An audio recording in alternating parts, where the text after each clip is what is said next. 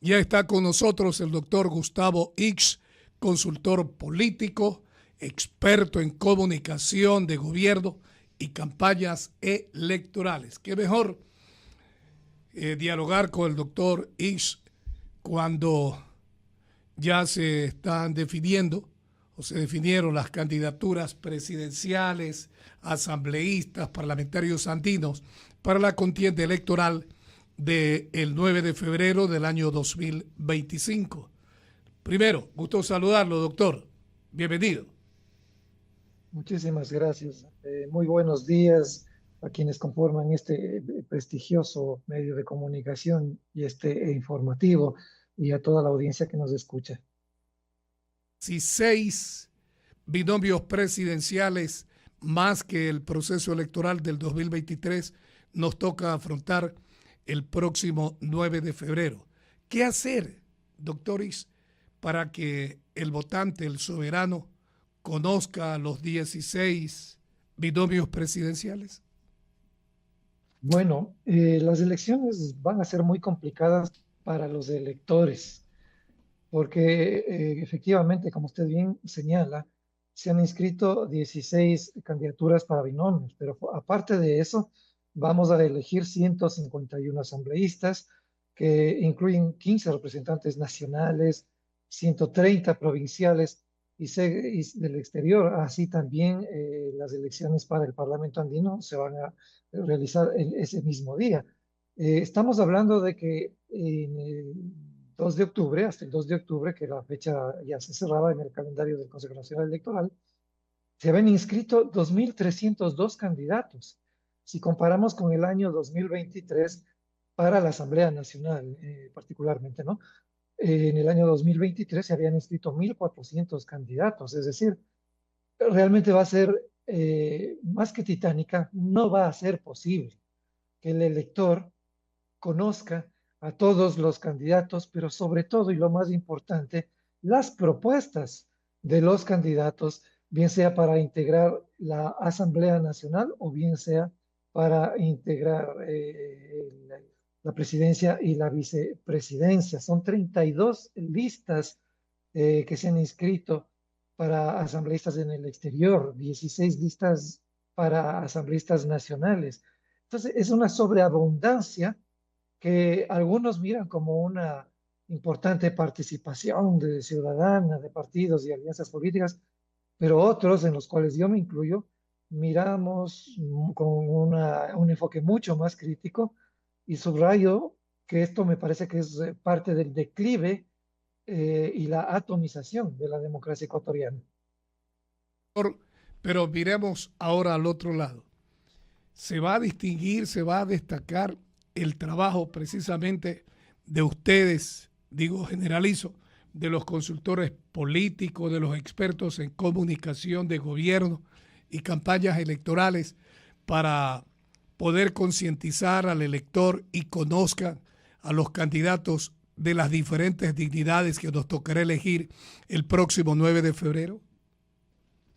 Dada la temporalidad del cronograma de las elecciones, efectivamente, va a ganar quien tenga y quien cumpla con algunos requisitos, ¿no? Primero, ser un buen candidato, tener una buena propuesta de trabajo, lo que quiere decir una propuesta que en términos de comunicación sea empática y coherente con los intereses, las expectativas de los ciudadanos.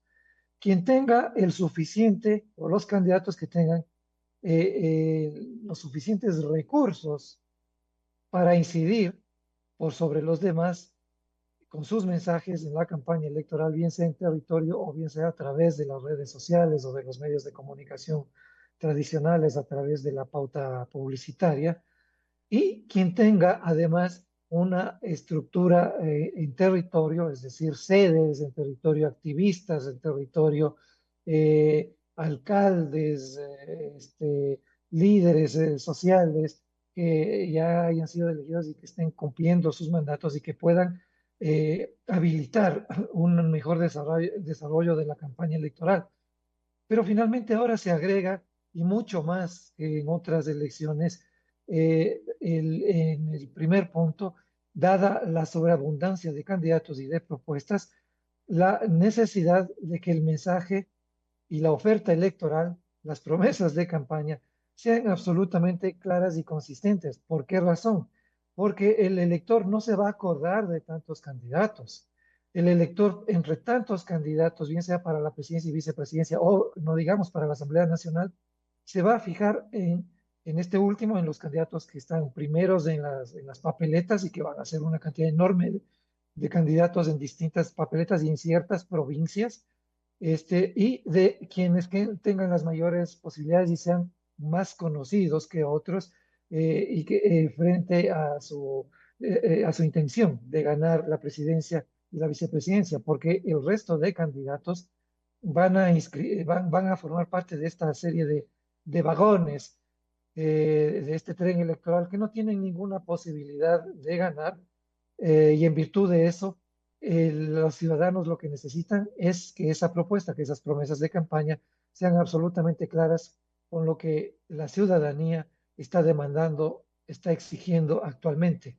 Y ahí, si me permite, básicamente dos cosas. Primero, seguridad, economía, la economía incluyendo una estrategia, una propuesta creíble de generación de inversiones, pero también de generación de empleo, forman parte de un elemento sustantivo. Y el otro elemento sustantivo tiene que ver con la inversión extranjera y la inversión nacional en términos de que exista un sistema que precautele a nuestro aparato productivo, a nuestros agricultores, nuestros emprendedores, nuestros industriales, nuestros comerciantes, y que maneje una capacidad absolutamente transparente, legal, participativa, para que la calidad de esas inversiones vengan del país que vengan, provengan del origen que vengan, sean, como subrayo, absolutamente transparentes y legales, y no ocurra lo que está ocurriendo en este mismo momento,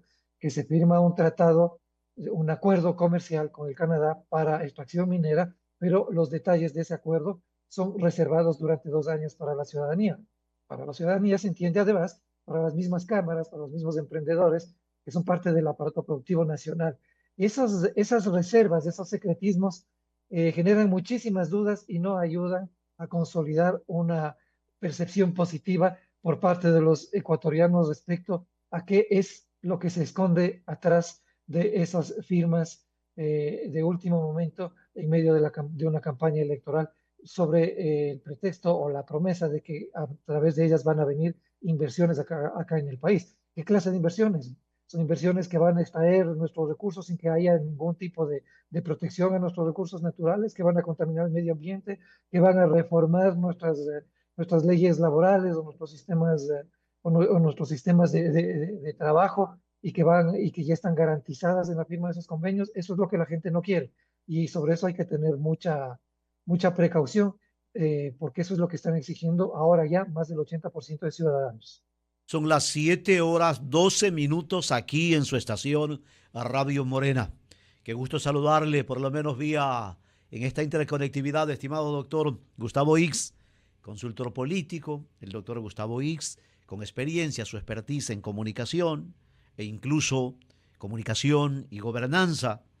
Está siendo parte permanentemente en la sociedad ecuatoriana como miembro de equipos de campaña. Estaba temprano aquí junto a mi compañero el licenciado Víctor Hugo Poveda Lomas, la licenciada Mayra Espinosa Rea, dirección general del abogado Luis Almeida Morán. Qué grato saludarlo, le decía Roberto Figueroa. Doctor, volvemos a un proceso electoral y con los mismos temas en una contienda que, si bien es cierto, apremia el cronograma electoral. Pero usted decía algo tan importante y me pregunto, ¿no? Como para evitar esa degradación del ejercicio de la política. Este es el momento donde los ciudadanos, el poder del voto para poder encontrar qué cartas credenciales. Bien, vamos a seguir renegando de que no ha habido el análisis cualitativo y cuantitativo en partidos y movimientos. ¿Qué nos presentan y cómo poder decir ahora, cómo poder sacar a limpio? Ahora, ¿están sintonizados los planes, las propuestas para cualquier dignidad desde la máxima instancia que es presidencia, vicepresidencia y cada una de las dignidades para este periodo, doctor Gustavo X. Aprovecho para preguntarle esto. Muchas gracias. Buenos días, Roberto. No, efectivamente esto no está ocurriendo. Lo que por el momento hemos visto son dos hechos absolutamente claros, ¿no? Tenemos un presidente candidato que está en campaña de manera implícita o indirecta desde noviembre del 2023. Desde la perspectiva de su mandato, tiene una gran ventaja por ser el presidente, controla toda la estructura administrativa institucional del Ejecutivo, que es enorme, y aun cuando hayan demostrado que son bastante, eh, no quiero adjetivar esto, pero que han tenido muchísimas dificultades para manejar los recursos económicos con los que cuentan y que son parte del presupuesto asignado a las distintas carteras de Estado, es evidente que esa fortaleza, que esa ventaja está haciéndose presente desde hace varios meses aquí en el país a través de lo que digo, una campaña implícita, porque todo lo que hace o deja de hacer el gobierno en territorio o desde la comunicación en redes está anclado a su estrategia de reelección.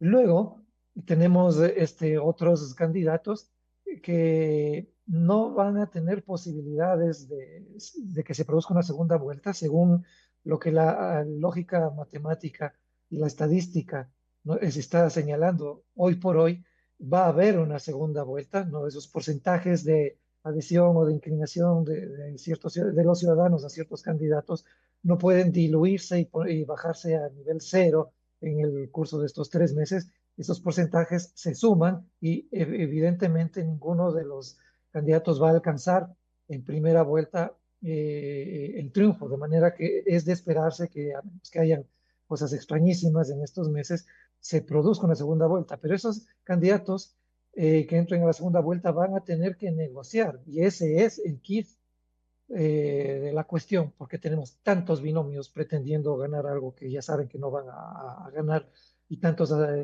candidatos a la Asamblea. Van a tener que negociar con esta cantidad de movimientos y de partidos políticos, son más de 70, y que van a definir en un sistema de compraventa de capacidades de endosar los votos o de influencia, porque pueden haber tenido éxito en su campaña para la Asamblea con algunos legisladores, y no les va a tocar otra cosa a quienes pasen a segunda vuelta que negociar con aquellos. Y esto está repitiendo lo que ya los ecuatorianos estamos, según las estadísticas, cansados de seguir viendo, cansados de atestiguar. Es solamente más de lo mismo. Es decir, hay más candidatos, más comunicación, más promesas que muy probablemente sean incumplidas cuando ganen, pero no hay hasta el momento ninguna propuesta que realmente aperture lo que estaban señalando algunos políticos, algunos analistas, una tercera vía, una tercera opción entre las candidaturas que hoy por hoy concentran la mayor intención de voto, que evidentemente son el presidente candidato y la Revolución Ciudadana. Esa tercera vía, esa tercera opción, ya no va a poder hacerlo por el tiempo que tiene.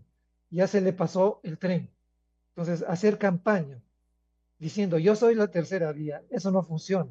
Para ser la tercera vía tenían que haber se ha activado como precandidatos o como políticos de alta visibilidad desde hace muchos meses, y generando estos niveles de diálogo en territorio, de presencia en medios de comunicación, de una estrategia adecuada en redes sociales. Eso ya no lo van a poder hacer porque vamos a estar inundados los ecuatorianos con las propuestas, las candidaturas y las figuras de toda esta enorme cantidad de personajes que aspiran a ganar una elección, bien sea para la Asamblea o bien sea para el Ejecutivo. Y 18 minutos, 18 minutos, ya que entramos en esta materia, doctor X, y concuerdo con usted absolutamente. Le consulto al experto precisamente en comunicación y consultor político. El candidato presidencial Daniel Noboa tiene al peor contradictor si se mantiene hasta noviembre o diciembre el apagón eléctrico? ¿Le afectaría en los resultados que dan empresas encuestadoras? A ver, hemos estado algunas consultorías, digamos, ¿no? Y desde la gestión con algunas empresas privadas, algunas incluso de fuera de este país, mirando y evaluando la data, la información que recoge ya una investigación más regular sobre el posicionamiento positivo o negativo, el conocimiento positivo o negativo de los electores sobre pretendidos candidatos. Ahora ya sabemos en firme quiénes van a ser, y sobre cuáles son los temas que más le preocupan a la ciudadanía, sobre qué van a tener que hablar los candidatos, de qué manera hacerlo, es el reto para los comunicadores. Y efectivamente se produjo por la vía de la demagogia electoral, ¿sí? Un tema que le ayudó al candidato presidente a subir su intención positiva, no de voto, pero sí de aprecio. Es decir, a mucha gente le pareció muy bien que el candidato presidente anuncie que va el Estado, porque no es el gobierno, no es plata del gobierno, es plata de todos los ecuatorianos, a pagar las facturas eléctricas que generen rubros de hasta 180 kilovatios de consumo en las planillas eléctricas. Luego cambió la información, luego va a ser para todos y luego ya no va a ser solo de 180. Es decir, esa es una medida absolutamente demagógica que le funcionó al presidente candidato, como le funcionó a inicios del año declarar el conflicto armado interno. Esas medidas generan un entendimiento, una empatía con lo que el ciudadano está demandando, pero por otro lado ha incumplido muchísimas de sus ofertas de campaña, la inseguridad no ha podido ser contenida, el desempleo ha seguido aumentando, el empleo inadecuado y algunos otros temas. De manera que hemos visto esa estadística, pero ocurrió lo que usted señala, se produjeron los apagones y además, se produjo esta cadena de incendios del 24 del mes en el que Quito fue asolado y se dice que por culpa de una estrategia absolutamente cuestionable, maligna, que hay responsables en los incendios que se produjeron en Quito. Esos temas evidentemente van a mover las estadísticas y vamos a estar muy atentos a lo que digan todas las encuestadoras. Nosotros siempre estamos analizando lo que producen las firmas nacionales que están trabajando en ese tema, pero también firmas internacionales que de pronto, para nuestro modo de ver, tienen un enfoque más objetivo porque no están anclados a ningún contrato con nadie, con el sector público, con el ejecutivo, y que básicamente generan esa información y es una información, como digo, más objetiva. Y vamos a ver cómo, de qué y cuánto le ha afectado en sus aspiraciones al presidente candidato. Pero obviamente tenemos, como decía al inicio, un presidente que controla todo el espacio institucional, toda la estructura de la institucionalidad pública del gobierno y que tiene capacidad para manejar discrecionalmente los recursos que tiene el Ejecutivo, que le han sido asignados en esta campaña implícita, es decir, de inaugurar obras, de estar presente en territorio, de que brigadas médicas estén permanentemente trabajando con ciudadanos que no miden lo que está ocurriendo, es decir, ciudadanos que en el transcurso de todo el año o de muchos años no han tenido una adecuada atención de salud, pero que de repente vienen brigadas y los empiezan a atender y les empiezan a ayudar y les empiezan a dar medicamentos, a diagnosticarlos. Eso, el ciudadano humilde, el ciudadano que recibe eso, lo recibe con mucha gratitud y con mucha empatía, pero no se pregunta por qué no hicieron eso antes, por qué los distintos gobiernos no hicieron eso antes, por qué los candidatos de ahora no pudieron hacer algo tan importante como eso antes. Y todo eso se refleja en la campaña a través de las ofertas y de las promesas. Vamos a ser víctimas, entre comillas, de una campaña de comunicación que va a generar tal cantidad de ataques, tal cantidad de promesas, cantidad de contradicciones, tantas figuras que van a aparecer en redes sociales, en medios de comunicación. Los ciudadanos no van sino a tratar de enfocarse en los que más conocen, en los que más les están ofreciendo y en los que tienen realmente la capacidad de acudir al territorio para decirles, miren, si esto hacemos ahora, lo que vamos a hacer cuando ganemos va a ser mucho mejor. Y lamentablemente esa transacción electoral se va a convertir en votos. Eso es muy lamentable. Gustavo Ich, en realidad nuestro pueblo es intuitivo, muy inteligente, pero esto ya ha pasado en otras ocasiones, el regalo, Así es. la gente coge y el rato de la hora vota porque tiene que votar. Las encuestas están, algunas mintiendo, otras no están mintiendo. En sí es una mentira total. Pero usted vaya y pregunte a cualquier barrio, a cualquier casa en el campo, en la ciudad, todo está abandonado, las empresas abandonadas. Y esto ya no podemos decir que fue el anterior gobierno ni los anteriores gobiernos.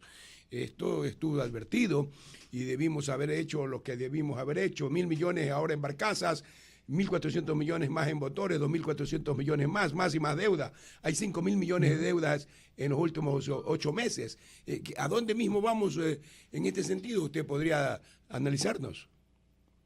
Aquí se requiere, estimado Luis, y le saludo muy cordialmente, una, una predisposición y una responsabilidad enorme de los medios de comunicación, de las plataformas digitales serias, de las encuestadoras, de las cámaras de industria, de comercio, de agricultura, de los emprendedores en su conjunto para que exijamos a los candidatos respuestas absolutamente claras, diáfanas, coherentes, viables de lo que podrían hacer y de lo que van a hacer en el caso de que ganen las elecciones, porque lo contrario, esto se convierte en un baratillo, en un mercado de ofertas que ya los ecuatorianos sabemos que muy difícilmente se van a cumplir, pero dada la crisis por la que está pasando, la enorme mayoría de ciudadanos, más del 60% que no tienen un trabajo adecuado,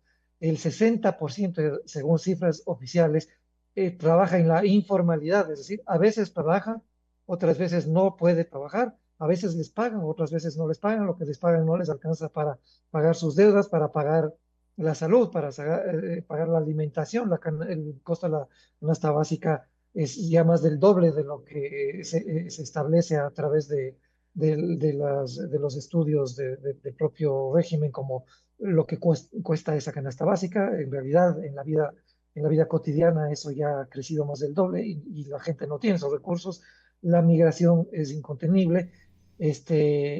Los recursos que tenemos pueden y están aparentemente siendo extraídos de una manera absolutamente inadecuada y sin control a través de la extracción minera, a través del tema de los hidrocarburos, de manera que los actores, los gremios que pueden generar comunicación de una manera serena, de una manera crítica, de una manera madura, tienen una enorme responsabilidad frente a la ciudadanía para que la ciudadanía entienda cuáles son en realidad las propuestas de estos candidatos, cuáles son las implicaciones de lo que usted bien señala y resume, de este endeudamiento agresivo, que no sabemos cómo se va a pagar los ecuatorianos, de dónde van a venir los recursos para pagar esa cantidad de deuda pública que ahora el Ecuador tiene y que en los últimos 7 años se ha duplicado. Si hace 7 años o 6 años teníamos una deuda pública que giraba alrededor de los 40.000 millones de dólares, ahora ya gira alrededor de los 90.000 millones de dólares y seguimos endeudándonos. Y que no nos digan que no nos van a incrementar los impuestos, porque esa promesa fue la primera que se incumplió en el actual mandato. Y efectivamente había recursos en el anterior gobierno y en este recursos para hacer oportunamente lo que se les fue advertido en materia del sector estratégico de la energía eléctrica, ¿no? Doctor Gustavo Isch. Hay que invertir ahí y no se invirtió, se gastó inoficiosamente en dos consultas populares que finalmente ahora vemos que no han servido nada porque nos dicen vamos a traer bases militares extranjeras para que nos ayuden porque no podemos con la delincuencia. Entonces, ¿dónde fueron los recursos del incremento del IVA?